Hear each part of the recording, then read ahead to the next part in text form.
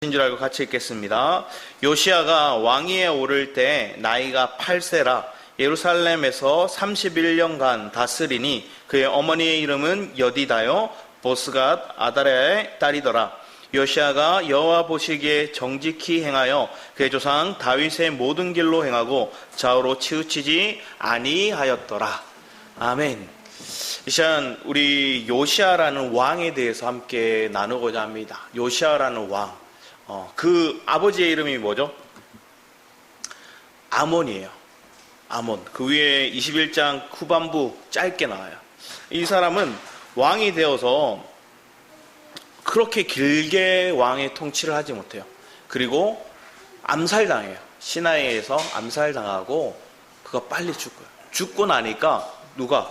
요시야가 몇 살에 왕이 되었죠? 8살에 8세 왕이 되었어요.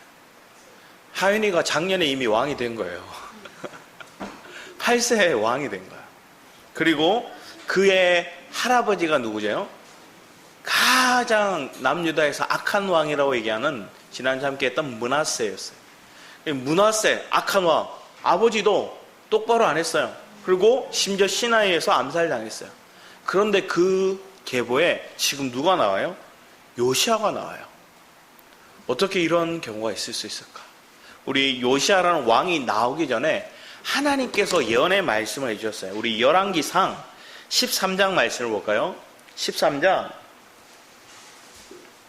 2절 말씀을 이렇게 보기 원합니다.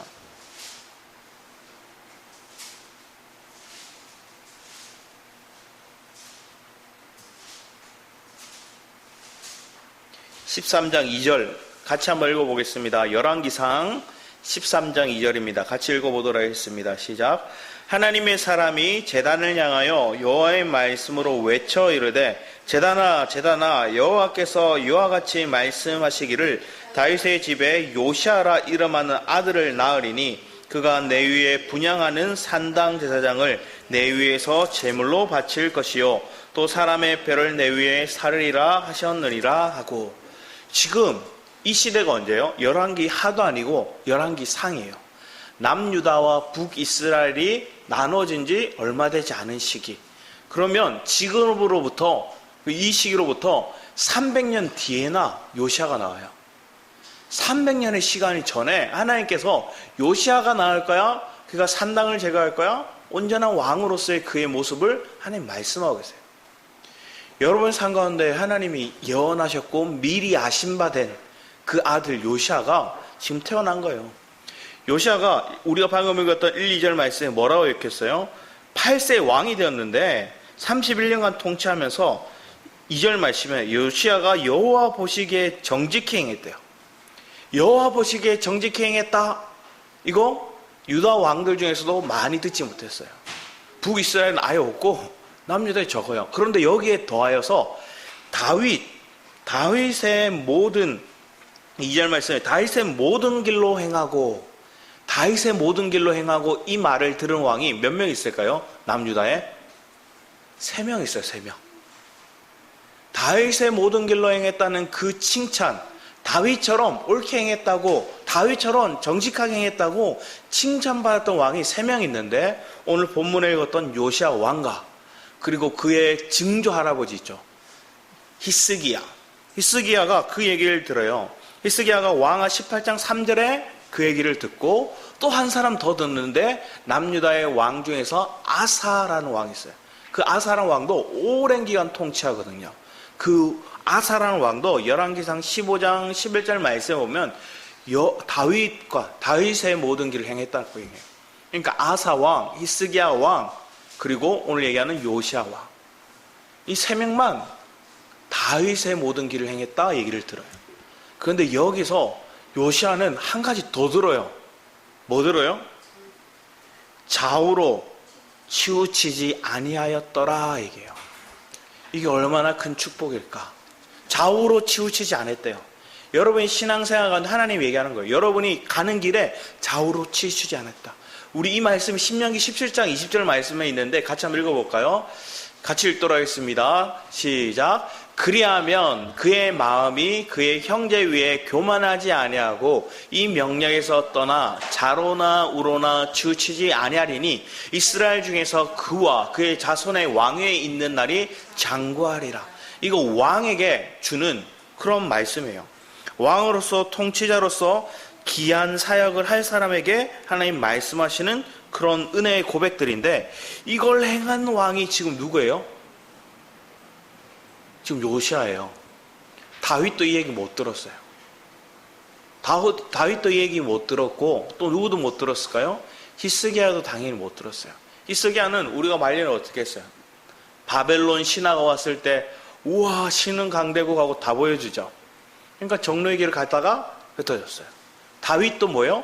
정로의 길을 가다가 약간 샜어요. 언제 샜어요? 밧세바를 범할 때. 그런 정로의 길을 가는 과정 속에 있는 그 모습이 지금 요시아가 하나님께 뜻을 정하고 마음을 정하고 그 길을 변함없이 갔다는 거예요. 자로도 우로도 치우치지 않는 것. 여러분 삶 가운데 이런 축복이 있기를 축원합니다.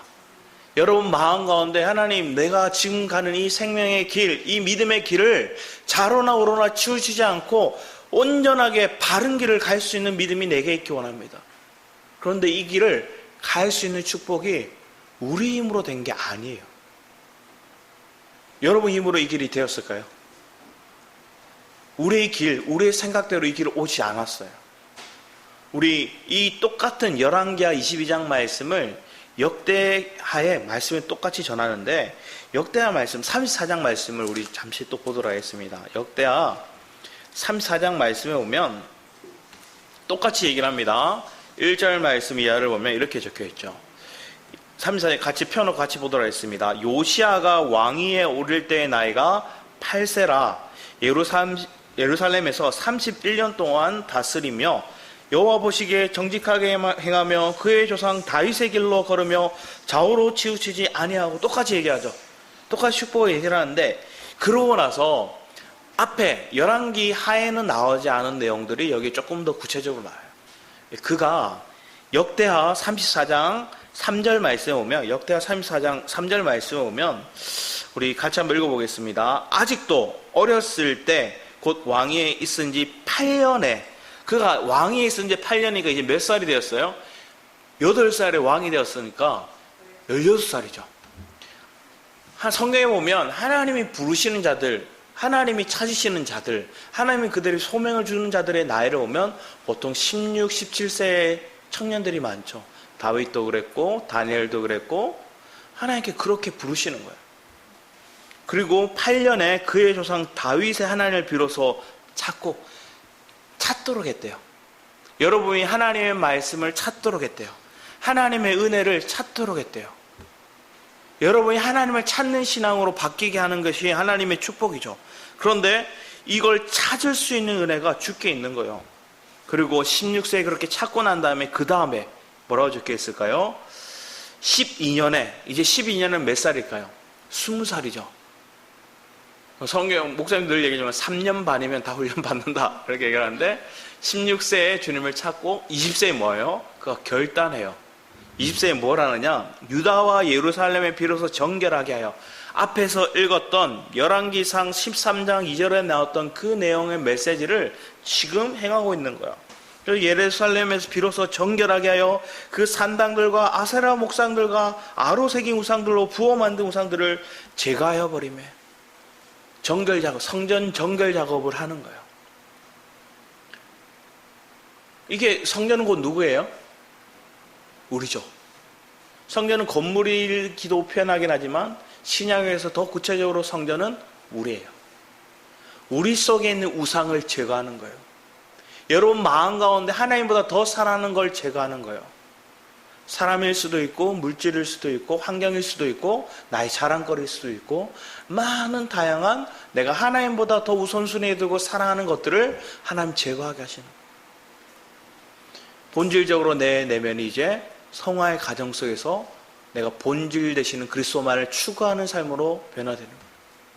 좌로나 우로로 치우치지 않는 그 신앙의 길, 이 믿음의 결단을 하고 하나님을 찾기 시작하면서 16세에 하나님을 찾기 시작하면서 그가 하나님의 길을 가는데 31년 동안, 자, 8세에 왕이 되어서 31년간 통치했으면 몇 살에 죽었어요?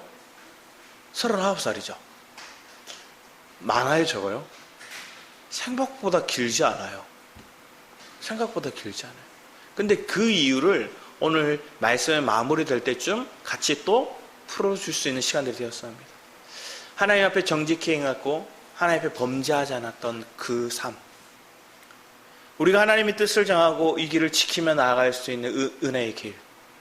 이게 하나님이 우리와 함께 하시는 거예요. 뒤에 말씀에 보면 이사야서 30장인데 이사야 30장 21절 말씀을 또 한번 같이 읽어볼까요? 한번 보도록 하겠습니다. 시작. 너희가 우편으로 치우치든지 좌편으로 치우치든지 내 뒤에서 말소리가 내게 들려 이르기를 이것이 정론이 너희는 이리로 행하라 할 것이며 얘기하는 거예요. 이사야의 말씀 가운데 하나님 얘기하는 거예요. 좌우로 우편으로 좌편으로 이렇게 치우치지 말고 네 뒤에서 말소리가 내 귀에서 들릴 거야. 하나님의 음성이 여러분 마음 가운데 여러분 심령 가운데 들리는 거예요. 여러분 그러길 원하십니까? 내 귀가 주의 음성에 귀 기울이고 있는 거예요. 내 생각이 내 뜻이 내가 정한 길을 가는 게 아니라 하나님이 알려주시고 하나님이 가르쳐주시는 그 길에 내가 귀 기울이며 그 말씀의 음성을 듣고 그 길을 순종하며 갈 수 있는 것, 그 뜻대로 행할 수 있는 길, 그 종로의 길을 변함없이 갈 수 있는 믿음이 누가 우리 함께 하고 있는 거예요? 여호와가 함께 하시는 거예요. 그리스도가 여러분과 함께 하시길 우리는 사모하기 원합니다. 내 삶 가운데 그 그리스도가 함께하면 지금 요시아 왕이 받았던 이 축복의 길을 여러분도 나도 우리 엘베델 공동체가 엘베델 믿음의 자녀들이 그 길을 가르치고 있습니다. 그런데 세상에 우리가 나아가면 어때요? 어떤 소리가 들립니까? 돈 버는 소리, 잘 먹고 잘 사는 원리, 세상 가운데 기죽지 않고 사는 원리, 당당하게 표현하면서 자신의 자유, 자신의 누릴 걸 누리며 사는 자유, 기쁨, 막 이거 얘기해요. 욜로 얘기해요, 욜로. 뒤에는 걱정하지 말고 지금 당장을 즐기래요. 지금 당장을 누리래요. 우리가 그리스도 안에서 주님의 인도하심 없이 누림과 주님이 우리에게 채워주심 없이 풍요와 주님이 우리의 삶 가운데 건강하게 해주시지 않는, 회복해 하시지 않는 그 회복은 다 우리를 더 내면에 병들게 만드는 거예요. 내가 주의 음성에 귀 기울일 수 있는 길로 이끌어 가시는 그 가정이 내 안에 있다면, 우리의 공동체 가운데 있다면 그게 하나님의 축복이죠. 내 멋대로 살았어요. 내 멋대로 흑암의 나라에 살았어요. 사단에 포로되어서 살았어요. 그런데 하나님이 우리를 건져내서 내가 너희 길을 평탄케 하리라, 너희 길을 인도해 주리라. 때로는 내가 사망의 음침한 골짜기를 길을 갈지라도 네가 해를 두려워하지 않고 원수의 목전에서 상을 베푸심을 우리가 누리고 그 은혜의 길을 바라보며 나아갈 수 있는 축복은 철저히 주님이 나와 함께 하시고 나의 뒤에서 음성이 들려 나를 이리로 가라, 오른쪽으로, 왼쪽으로. 우리의 영적인 내비게이션이 그리스도가 되시는 것, 그 그리스도가 나를 인도해 주심을, 지금 뭐예요? 더 심지어 발달해서 내비게이션만이 아니라 자율주행해 주시는 하나님이시죠. 하나님이 내 안에서 내가 주님에게 믿고 손만 얹어놓고 있으면 주님이 가시는 거예요. 주님께 의탁해드리면 핸들은 손들은 내가 잡고 있지만 내 길을 주님이 이끌어 주시는 거예요. 바른 길을 갈 수 있는 거, 옆길로 새지 않는 거, 그게 축복이죠. 그런데 한번 생각해 보세요. 우리가 이 길을 원하지만 우리가 좌로 우로 치우치지 않을까요? 치우쳤죠. 몸이 힘들거나 마음이 힘들 때, 때로는 옆 사람과 비교하면서 저 사람이 잘 되는 걸 볼 때, 때로는 세상에서 사람들이 나에게 기회의 달콤한 말로 나를 속삭일 때, 우리는 옆길로 세요. 옆길로 샜지만 여러분은 그 길로 끝까지 가진 않아요. 왜? 예수 그리스도를 믿고 그리스도가 여러분의 다리에 얼무같이 쫙 끈을 묶고 계세요. 그러면 그 끈이 쫙 자유롭게 풀릴 때가 있을 거예요. 풀려서 쫙 가는 것처럼 보이지만 어느 때 되면 어떻게 해요? 덜컥 걸려서 세상 말로 자빠져요. 내가 믿음의 길을 가려고 하다가 옆길로 세다가 넘어졌을 때, 자빠졌을 때 주님이 나를 탁 당겨는 거예요. 그러면 내가 의지할 거 없으니 다른 거 막 잡으려고 그래요. 주변의 거 다 잡으려고 그래요. 그러면 주변의 사람들이 내가 잡으려면 어떻게 할까요? 잘 잡혀 있어 줄까요? 그 사람 날 발로 차요. 걷어차요. 뿌리 차요. 그리고 내가 이거 살았다고 잡았던 거 잡초예요. 다 뜯겨 나와요. 아무것도 남는 게 없어요. 그렇게 우리가 쓸려내려는 모습이 우리 안에 있는 거예요. 요시아 왕의 길을 가는 게 너무나 축복이죠. 요시아 왕의 길을 갈 수 있는 게 믿음의 삶을 살아가는 사람에게 엄청난 갈망이에요. 그런데 이 길을 가는 과정 속에서 그 하나님 앞에 온전히 내어드림으로 온전히 정말로 악한 시대거든요. 누가 악하게 만들었어요? 히스기야 말년 때부터 빼딱선을 타더니 므낫세 엄청난 악을 범하고 긴 시간 동안 나라를 혼탁하게 만들었어요. 성전을 더럽혔어요. 그럼 말년에 조금 회복해요? 그렇지만 그 아들도 온전하지 못해요. 그러고 난 다음에 이 요시아가 왕이 되었어요. 8살에 왕이 돼서 뭐가 뭔지 몰라요. 사지분간도 못해요. 그러다가 8년의 시간이 지나고 나서야 16세가 돼서야 주님을 찾게 되었고, 주님을 찾으면서 주님의 마음이 뭔지, 주님의 갈망이 뭔지 아니까 우상들을 제거해요. 산당을 제거해요. 그러고 난 다음에 오늘 다시 우리 본문을 볼까요? 열왕기하 우리 22장 말씀을 보면 3절 이하 말씀에 이제 그가 몇 살이에요? 3절 말씀에 보면 요시아 왕 18째 해, 18째 해니까 몇 살이에요? 26살이에요. 26살에 그가 무슬람의 손자 아살리아의 아들 서기관 사반을 여호와의 성전에 보내며 이르되, 이 사반이라는 사람을 우리는 조금 주목해 봐야 돼요. 이 사반을 여호와의 성전에 보내며 말하는 거예요. 너는 대제사장 힐기야에게 올라가서 백성이 여호와의 성전에 드린 은, 곧 문지킨 자에게 수납한 은을, 헌금 드렸던 헌금함을 그걸 계수하라는 거야. 그걸 계산하여 여호와의 성전 맡은 감독자의 손에 넘겨 그들이 여호와의 성전에 있는 작업자에게 주어 성전에 부서진 것을 수리하게 하되, 보존하고 다시 회복하는 거예요. 성전을 재건하는 거예요. 성전 재건했던 유명한 사람이 있죠. 누구예요? 느헤미야가 있죠. 믿음의 위치에서 느헤미야는 어떤 위치에 있었어요? 하나님 뜻을 정하고 그가 결단하였고 자기의 기득권을 버렸고 철저히 하나님 앞에서 그가 믿음을 붙들고 나갔어요. 사람의 유혹에도 휩쓸리지 않았고 외부의 적에도 휩쓸리지 않고 내부의 적에도 휩쓸리지 않고 철저히 하나님의 말씀에 귀 기울이며 끝끝내 성전 재건, 성벽을 다시 회복하는데 그 통로 역할을 했죠. 자, 오늘 그 성벽 재건을 누가 지시하는 거예요? 이 성전 재건을 하는 것들을 지금 요시아 왕이 지시하는 거예요. 16세에 주를 찾았고 20세에 우상들, 아세라 상들 다 제거했고 26세가 돼서 그건 뭐예요? 성전을 재건하도록 기도하는 거예요. 성전은 한 사람이 아니죠. 또 우리 믿음의 공동체를 또 바라보게 하시는 거죠. 그런데 이 일을 할 때 하나님께서 놀라운 은혜를 체험케 해주시는 거예요. 6절에 곧 목수와 건축자인 미장에게 주게 하고 또 제 목과 다듬을 돌을 사서 그 성전 수리를 하게 하라. 성전 수리를 하도록 시킨 거예요. 그러나 그들의 손에 맡긴 은을 회개하지 말지니 이는 그들이 진실하게 행함이니라.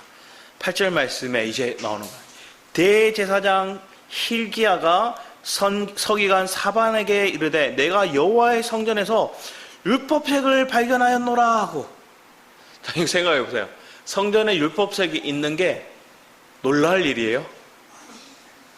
지금 교회에 성경책이 있는 게 놀랄 일이에요? 없는 게 더 놀랄 일이잖아요. 근데 이 시대가 얼마나 악하고 그 악한 시간 동안 얼마나 핍박이 있었고 이 성전 속에 하나님 말씀을 묵상하고 전하는 것들이 사라졌는가를 보는 거예요. 성전함을 열었더니 그 안에 성경이 나오는 거예요. 모세의 율법책이 나오는 거예요. 율법책이 나오는 거 보고 너무 놀라는 거예요. 너무 기쁜 거예요.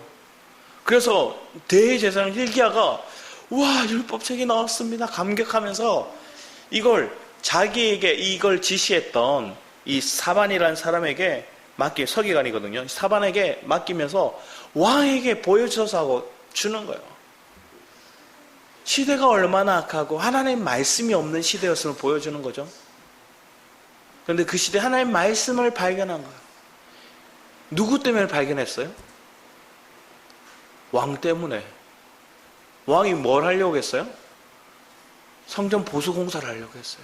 그리고 거기에 헌금함에 있는 걸 깨뜨려 그거의 헌금함을 개수하고 거기서 돈으로 재건하자 얘기하는 거예요. 그냥 막연한 게 아니에요. 구체적으로 그것들을 일할 수 있도록 해준 거예요. 그랬더니 뭐가 와요? 여호와의 말씀이 와요. 신약에 와서 우리 여러분 한번 생각해 보는 거예요. 내가 하나님 앞에 말씀을 서고 우리의 공동체를 다시 재건하고자 할 때 우리 공동체를 향한 하나님의 말씀이 우리 안에 있다는 거예요. 그 말씀 곧 이 시간 뭐예요? 예배를 얘기하죠. 우리의 삶 가운데 하나님의 예배를 회복해 해주시는 거죠. 의미 없는 예배를 드리던 삶, 무미건조한 예배를 드리는 자들, 그냥 왔다가 가는 삶, 그냥 막연하게 와서 드렸다 식의 예배가 아니라 지금 헌금함에 뭐가 있어요? 은이 가득해요. 왜? 성전에 사람들이 왔다는 거예요? 안 왔다는 거예요? 왔다는 거예요. 왔으나 뭐는 없었어요? 말씀은 없었어요. 그런데 그걸 깨뜨렸더니 뭐예요? 말씀이 나와요.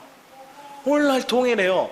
많은 시대에 한국교회에 수많은 말씀들이 전해지고 여러분들이 예배를 드리지만 예배를 드렸다 하지만 그 가운데 레마의 말씀이 생명의 말씀이 여러분 10년 가운데 비춰지는 그 말씀이 내 마음을 적시는 단단하게 굳어있던 내 마음을 적시는 그 말씀이 내게 부어지고 있는가? 그 말씀 하나님 주시는 거예요. 그 말씀이 우리 안에 있기 원합니다. 그 말씀이 이 엘베델 가운데 있기를 원합니다. 그래서 한 사람이라도 그 말씀을 듣고 깨달아 우리가 하나님 앞에 회복의 길을 가는 것. 이 요시야 왕처럼 주를 찾고 내 안에 있는 우상 숭배하는 걸 버리고 또 내 안에 더럽혀졌던 것들을 다 제거하고 그리고 내 안에 주님을 향한 온전한 예배를 드리며 이 성전을 재건하고자 하는, 회복하고자 하는, 공동체를 회복하고자 하는 믿음의 결단이 있는 자, 그에게 말씀이 우리를 통해서 선포되는 거예요.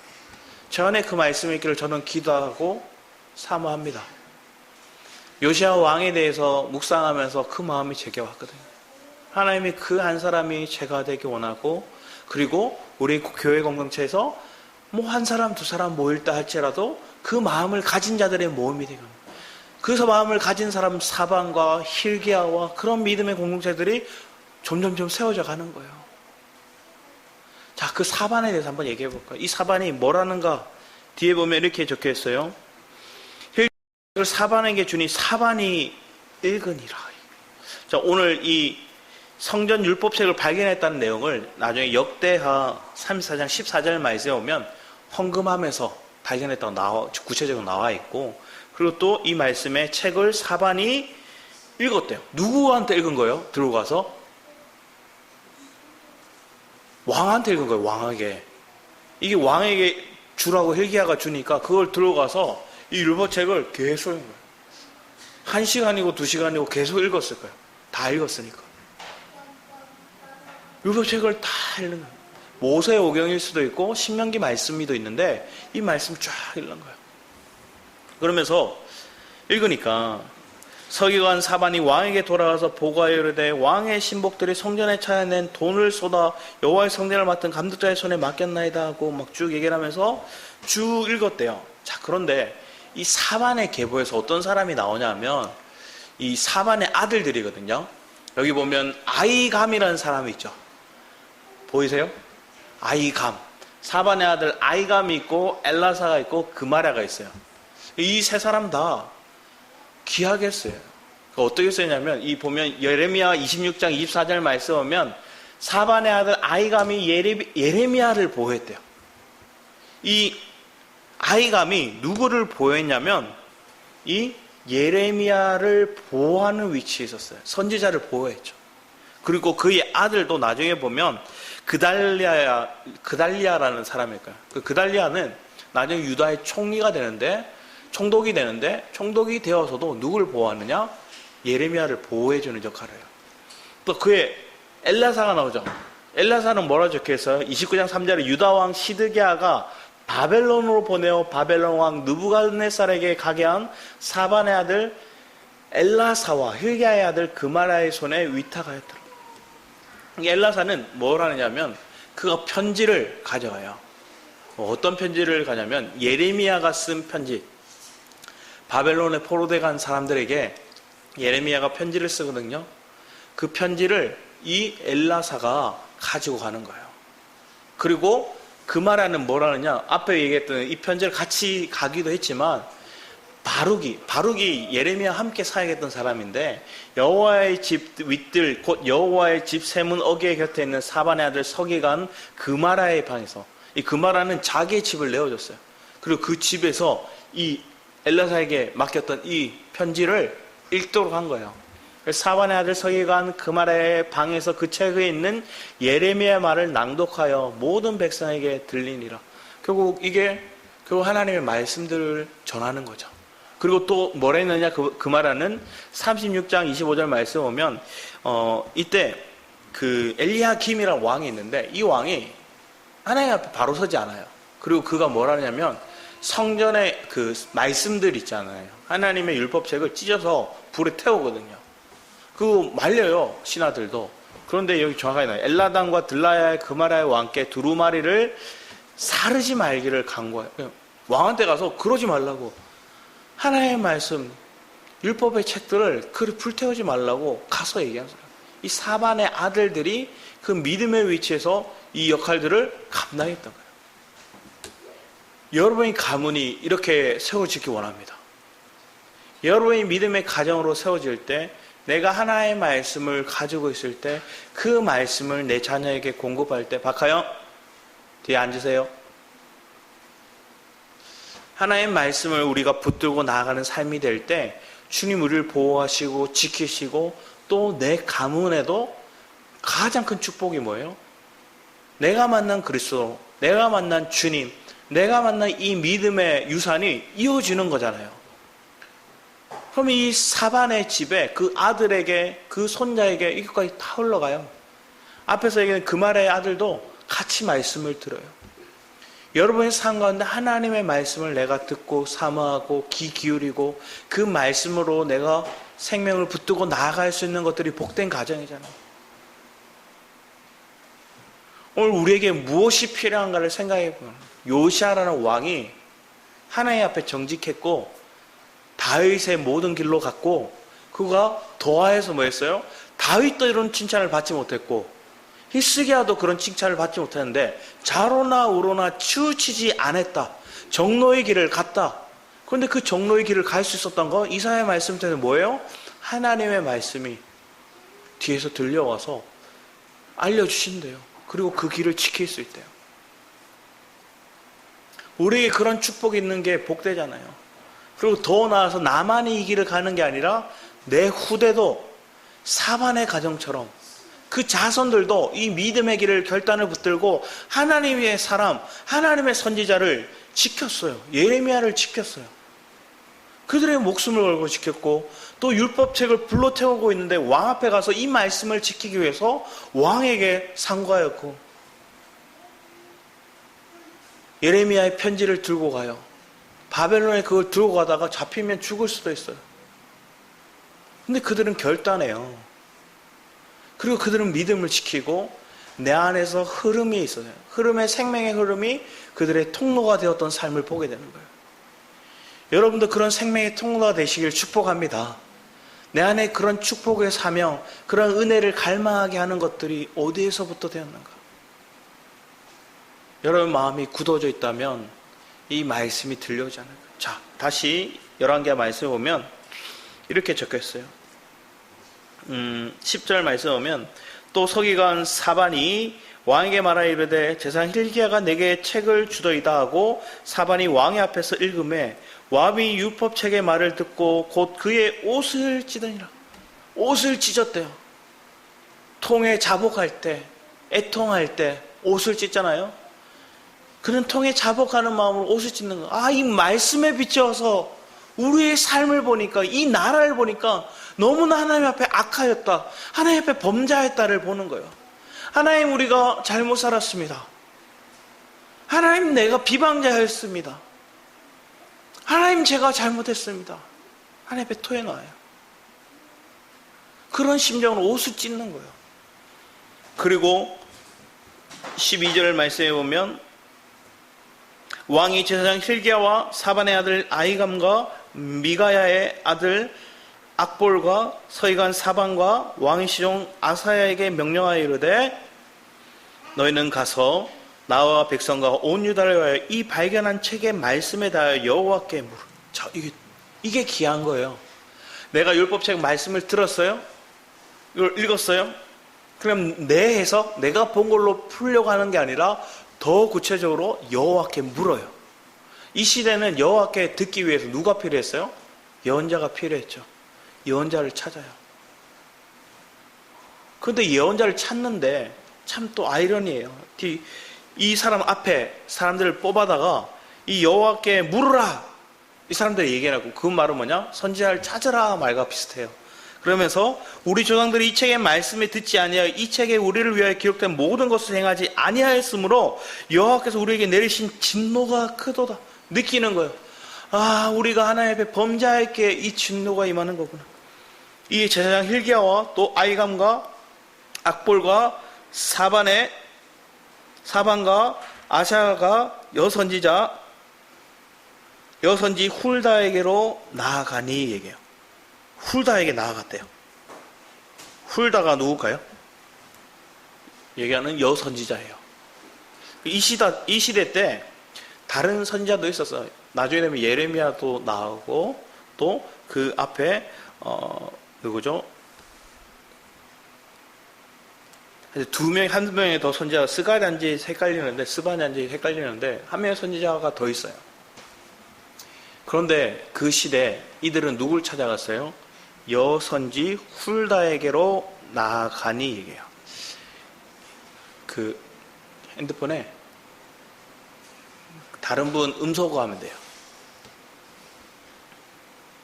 훌다에게로 나아가니 이렇게 적었어요. 근데 훌다가 그는 할라스의 손자 디가의 아들로서 예복을 주관하는 살룸의 아내라. 예레미야 둘째 구역에 거주하였다. 예루살렘 둘째 구역이래요. 둘째 구역이라니까 조금 더 벗어난 지역이겠죠. 그러니까 이 내용들을 봐서 보면 어느 지역 출신이야, 또 그 사람이 잘 먹고 잘 사는가, 아니면 그 사람의 조건, 성별, 그리고 구분하지 않았어요. 저 사람에게서 하나님의 말씀이 있는가를 귀 기울였어요. 저 사람한테는 하나님의 말씀이 진짜로 우리에게 어떻게 말씀하시는지를 찾았어요. 저 사람이 잘생기고 못생기고, 저 사람이 똑똑하고 안 똑똑하고, 저 사람이 학위가 박사인지 석사인지 그런 거 상관없고, 저 사람의 마음 가운데 진정으로 하나님의 메시지가 있는가를 찾은 거죠. 그걸 보여주고 있는 거예요. 얼마만큼 하나님 향을 사모하는 마음이 있고 그 말씀에 대한 찾음의 간절함이 있었는지, 그게 진실한 마음이 있으니까 조건을 두고 보는 게 아니에요. 남자고 여자고 어느 지역 출신이고 저 사람이 많이 배우고 안 배우고 이런 거 다 따지지 않고 어느 집안 출신이고 이런 것도 안 묻고 그에게 하나님의 말씀이 풀어지는 걸 듣는 거예요. 그리고 들어요. 그러면서 하나님의 말씀이 예언을 듣는 거예요.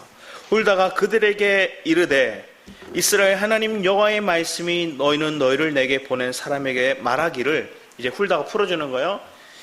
여호와의 말씀이 내가 이 곳과 그 주민에게 재앙을 내리되, 곧 유다 왕이 읽은 책의 모든 말들, 내가 안 읽었으면 몰랐을 법한 그 재앙들의 내용들을 찾아서 읽었어요. 읽으니까 우리가 죄악 가운데 범죄하였음을 깨닫고 옷을 치면서 통에 자복하는데, 그 말이 뭐 하겠대요? 읽은 그대로 그 재앙이 올 거야, 이 말이 나와요. 지금 뭐 하고 있어요? 이들이 돌이키고 있어요. 왕이 심지어 옷을 찢어가면서 통에 자복하고 있어요. 그런데 재앙은 뭐 한대요? 그대로 온다는 거예요. 재앙은 그대로 올 거야. 이걸 딱 듣는 순간 많은 사람들은 어떻게 생각할까요? 하나님, 제가 돌이켰는데, 회개했는데 우리 공동체에, 우리 가문에 그대로 재앙이 온다고요? 그게 무슨 소리예요? 그게 말도 안 되는 소리를 왜 하십니까? 이해되지 않습니다. 이럴 수 있죠.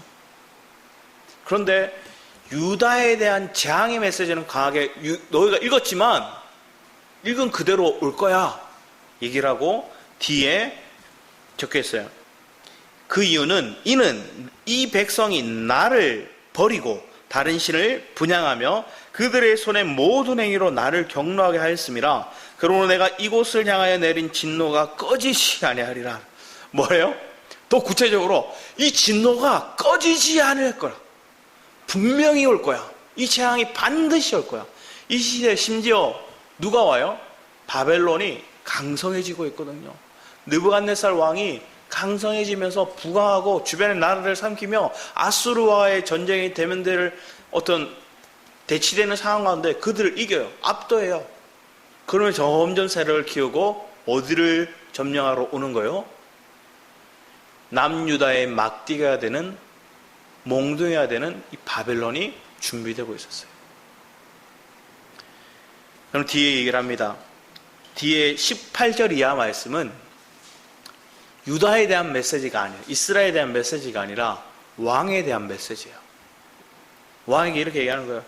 너희를 보내 여호와께 묻게 한 유다 왕에게는 너희가 이렇게 말한다. 너희를 보내 왕에게, 하나님 얼마나 감격하였을까요? 율법의 책을 읽기만 한 게 아니라 이 말씀이 실제로 이루어지는지 더 하나님의 음성을 듣고자 사모하는 마음으로 찾는 거예요. 그러면서 보낸 거죠. 유다 왕에게는 너희가 이렇게 말하라. 이스라엘 하나님 여호와가 이같이 말씀하셨느니라.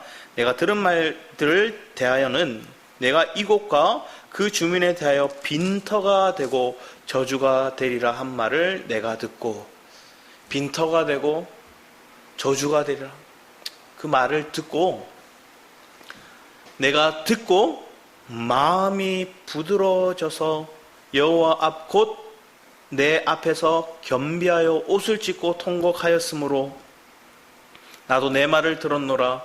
여호와가 말하였느니라. 요시야야, 네 마음 알아. 그리고 너무 한편에 이렇게 얘기하신 것 같아요. 너무 고맙다. 그리고 이 백성을 향한 옷을 찢으며 통에 잡아가는 그 마음, 그 중심을 내가 봤다. 이게 자로나 우로나 치우치지 않는 자의 모습인 거죠. 그리고 그 가운데 뭐가 있어요? 하나의 말씀을 듣고 그 말씀을 들었는데 마음이 뭐였대요? 부드러워져서. 하나님 말씀을 듣는데 내 심령이, 내 마음이 옥토가 되지 않으면, 내 마음이 개간되어 있지 않으면, 단단해져 있고 돌짝밭이 되어 있고 길가밭이 되어 있으면 이 말씀이 어떻게 돼요? 심기지 않죠. 또 심지어 뿌려졌다 하더라도 금세 새가 와서 주워 먹으죠. 자라라고 했지만 가시엉키에 찔려서 바르게 자라지 못하죠. 벗어나는 거예요. 정로의 길을 가지 못하는 거예요. 그런데 마음이 뭐였어요? 심정이 부들부들해졌어요. 우리 여기 끈을 하시고 이사야 36장 말씀을 볼까요? 이사야 36장.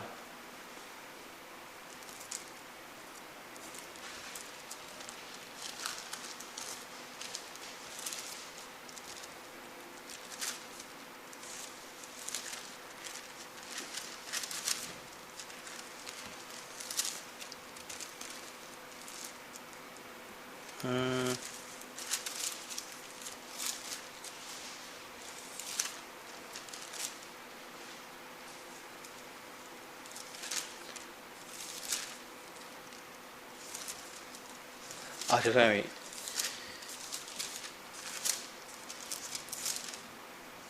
이사 36장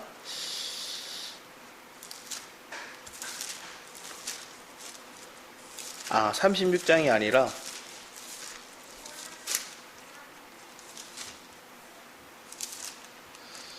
갑자기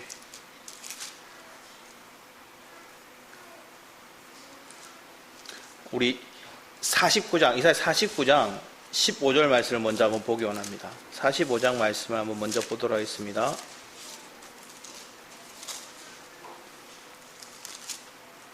(45장) 15, 16절 말씀 한번 같이 읽어주셨으면 합니다. 15, 16절입니다. 시작. 여인이 어찌 그 젖먹는 자식을 잊겠으며 자기 태에서 난 아들을 긍휼히 여기지 않겠느냐. 그들은 혹시 잊을지라도 나는 너를 잊지 아니할 것이라.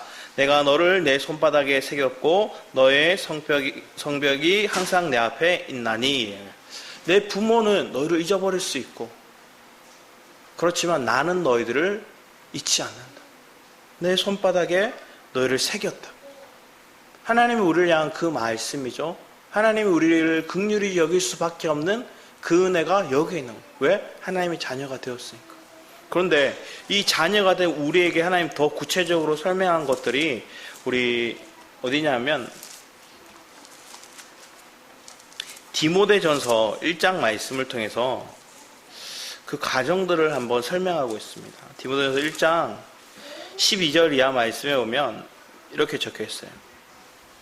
12절 이하 말씀 제가 한번 읽어보겠습니다. 나를 능하게 하신 그리스도 예수 우리 주께 내가 감사함은 나를 충성되이 여겨 내게 직분을 맡기심이니 내가 전에는 비방자요 박해자요 폭행자였으나 도리어 긍휼을 입은 것은 내가 믿지 아니할 때에 알지 못하고 하였습니다. 자, 하나님 뭐랬대요? 내가 비방자, 박해자, 폭행자였대요. 내가 하나님 말씀을 몰랐을 때 비방자, 폭행자, 박해자였어요. 그런데 주님 뭐라 했어요? 우리를 긍휼히 여겼어요. 그리고 그 긍휼만을 얘기하신 것들이 아니라 우리에게 뭘 주셨어요? 은혜와 사랑을. 그 밑에 보면 우리의 주의 은혜가 그리스도 예수 안에 있는 믿음과 사랑과 함께 넘치도록 하나님 우리에게 은혜와 사랑을 넘치도록 부어주셨어요. 그랬더니 그 은혜와 사랑을 내가 겪으니까 뭐라고 해요? 뒤에 보면 내가 죄인 중에 괴수라고 얘기를 하는 거예요. 그러니까 자신이 죄인임을 얘기해요. 그러니까 우리는 회개할 때 뭐가 나요? 죄의 자백이 회개가 같이 수반되죠. 회개를 통해서 뭐가 와요? 내가 진짜 믿음이 들어요. 회개와 믿음이 우리 안에 같이 들어오는 거예요. 그러면서 그 믿음 가운데서 우리가 구원을 얻게 되고 그 구원을 통해서 우리는 하나님이 영원한 생명을 얻게 되죠. 뒤에 쭉 보면 그 내용들을 쭉 얘기해 주세요. 그리고 그 주님의 구원을 입은 자, 그 영생을 입은 자들이 우리가 뭐 하는 거예요? 주님께 충성되고 직분을 맡아서 그의 충성되이 행하게 되는 거예요. 더 나아가서 주님은 우리에게 사도의 직분을 맡기시기도 하죠. 하나님이 여러분의 삶 가운데 지금 말씀하시고 하나님이 여러분 가운데 은혜를 부어주시고 있는 것들이 무엇인지 한번 생각해 보기 원합니다. 내 마음이 단단하게 굳어져 있었어요. 굳어진 내 마음 가운데는 하나의 말씀이 들어오지 못해요. 그런데 하나님이 우리를 마음을 개간하세요. 내 마음이 메마르고 내 마음이 황폐해지고 내 마음에 더 이상 하나님의 말씀이 들어올 여유가 없는 그 모습들. 근데 하나님이 나에게 은혜를 척척히 적셔주시는 거예요. 근데 그 은혜는 어디에 수반돼요? 원래 내가 이 은혜를 받을 만한 존재가 아니에요. 요시야 왕을 보세요. 그의 아버지도 그의 할아버지도 악했어요. 그런데 하나님이 이미 남유다 북이스라엘이 나눠지기 전에도 절대 하나님이 예언해 주신 거예요. 300년도 전에 내가 요시야를 내가 세울 거다. 그 요시야를 통해서 다시 회복의 모습을 말씀하셨어요. 그 회복의 통로, 그 정로의 길을 갈 수 있는 그 길을 이 요시야 왕이 갈 수 있었던 건 하나님이 긍휼히 여기셨고 하나님이 전적인 은혜가 그의 삶 가운데 있었기 때문인 거예요. 그래서 그 은혜가 나를 사로잡아 이끌어 주니까 좌로나 우로나 치우치지 않고 주님의 음성에 귀 기울여 그걸 사모하는 마음으로 행할 수 있었다. 순종할 수 있었다는 거예요. 근데 오늘 본문 마지막에 뭐라고 적혀 있을까? 20절 말씀에 보면 이렇게 적혀 있습니다. 그러므로 보라, 내가 너로 너희 조상들에게 돌아가서 평안히 묘시를 들어가게 하리니 내가 이곳에 내리는 모든 재앙을 내 눈이 보지 못하리라 하셨느라. 이가 죽고 20년이 안 돼서 나라 멸망해요. 요시아 왕이 죽고 난 다음에 남유다가 20년이 못 돼요. 멸망하는데 하나님께서는 요시아에게 뭐라 얘기하셨어요? 너는 이 재앙을 겪지 않고 갈 거야. 한편에서 이기는 자의 모습을 얘기를 하죠. 대환란을 겪지 않고 우리는 뭐예요? 휴거되죠. 대환란을 겪지 않고 휴거되는 거예요. 자, 빨리 죽는 거. 39세에 죽어요. 뭐 통치기간은 31년 길게 했다고 볼 수도 있지만 그가 39세라는 나이에 왜 다른 므낫세나 아니면 히스기야처럼 목숨을 더 연장해 주시거나 그러지 않고 빨리 데려갔어요.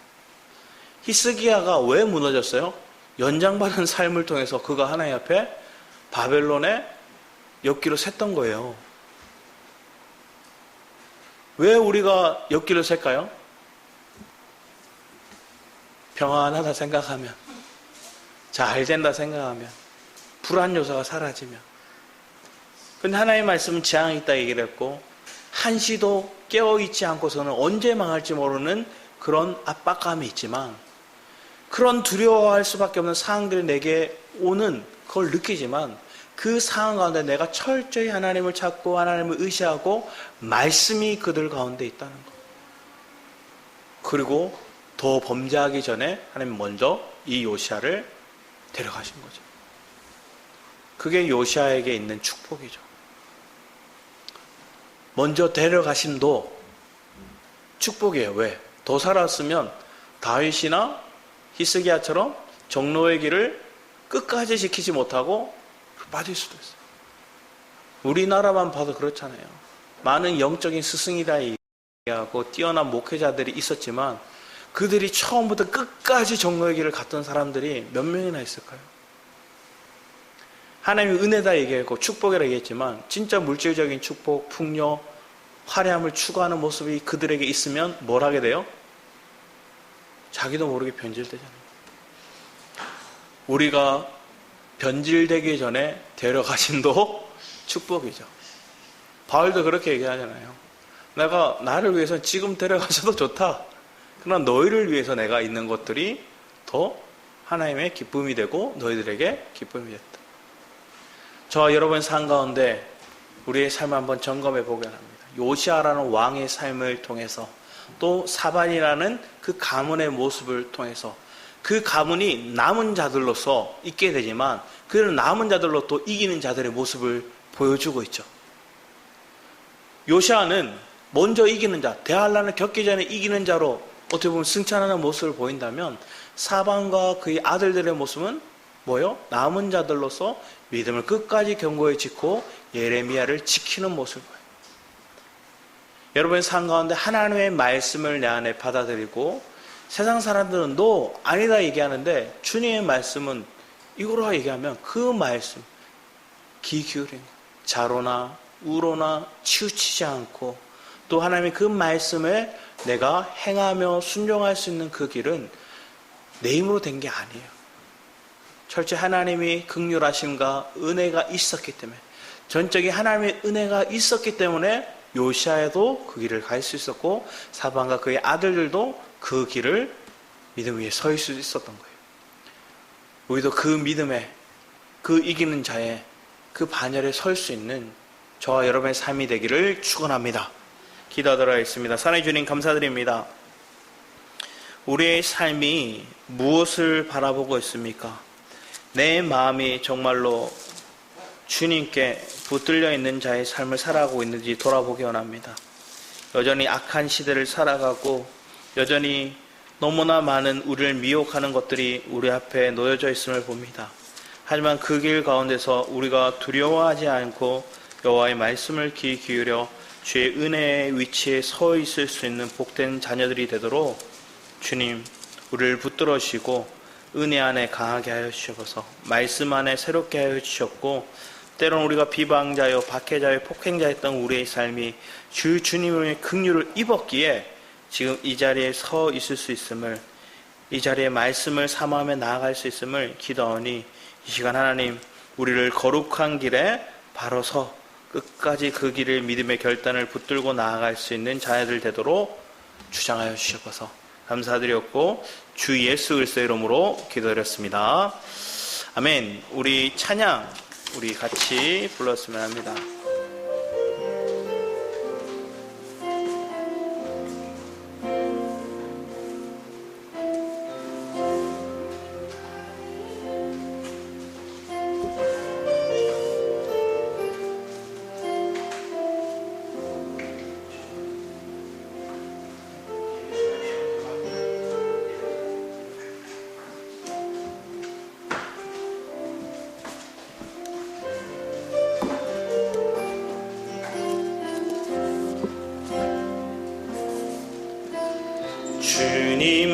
주님만이 나를 아시네.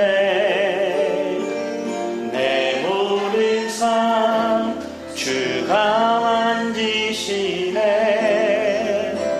주님 앞에 예배하는 이에게 큰 은혜를 부어 주시. 우리 다시 한번 주님만이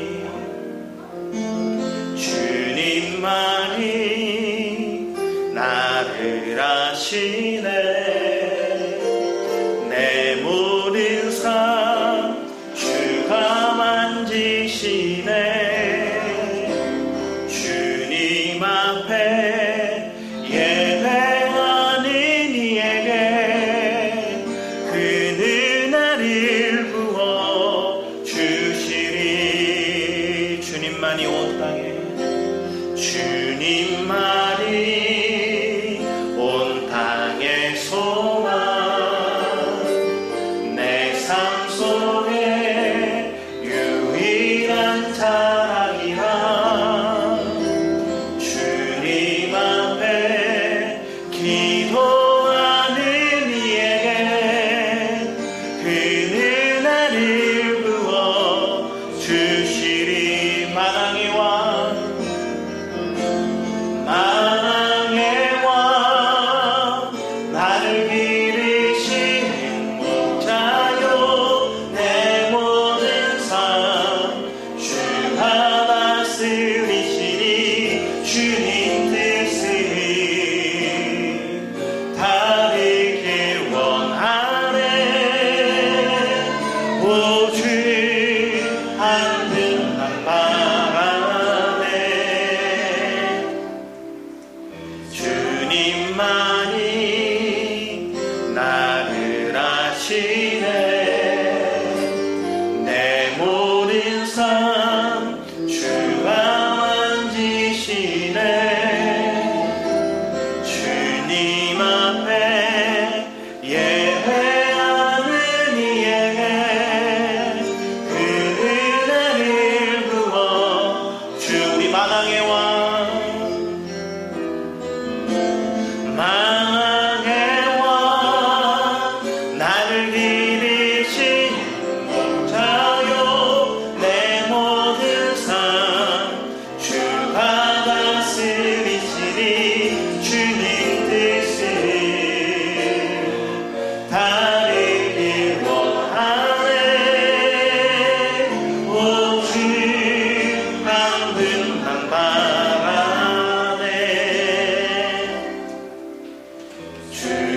주님만이 나를 아시네.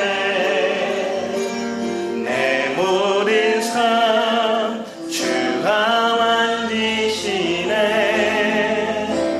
주님 앞에 예배하는 이에게 큰 은혜를 부어 주시리. 큰 은혜를 부어 주시리.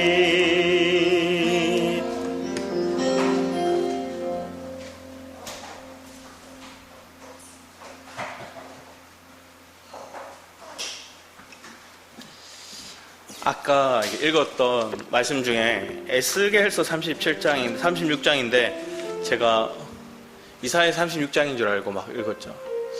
그리고 또 에스겔서 36장 말씀 오면 이렇게 적혀 있어요. 26절 이하 말씀 오면 25절부터죠. 맑은 물을 너에게 뿌려서 너희로 정결하게 하되 곧 너희 모든 더러운 것에서 모든 우상 숭배에서 너희를 정결하게 할 것이며 또 새 영을 너희 속에 두고 새 마음을 너에게 주되 너희 육신에서 굳은 마음을 제거하여 부드러운 마음을 줄 것이며 또 내 영을 너희 속에 두어. 이렇게 해요. 이게 요시아 왕의 마음 가운데 있었던 거죠. 마음이 부드러워. 네가 말씀을 듣고 네 마음이 부드러워졌다. 여러분 삶 가운데 하나의 말씀이 부드러워지고 여러분의 말씀을 주장해 주기를 사모하기 원합니다. 그걸 위해서 함께 주일창하고 기도하며 나가는 이 시간들 되기 원합니다. 주여